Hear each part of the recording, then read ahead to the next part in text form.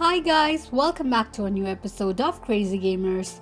Today in this video, I'm gonna show you how you can sign out of your 8-Ball Pools account. Keep watching the video till the end. To sign out of your 8-Ball Pools account, firstly go ahead and launch open your 8-Ball Pool application.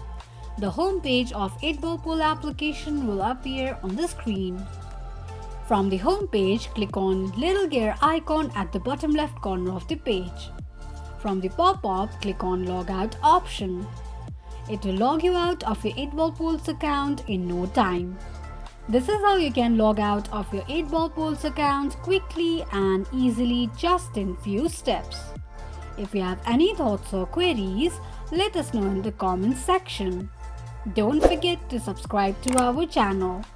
Also, press the notification bell icon so that YouTube will notify you whenever we post a new video. I hope this video was helpful to you. Thank you so much for watching.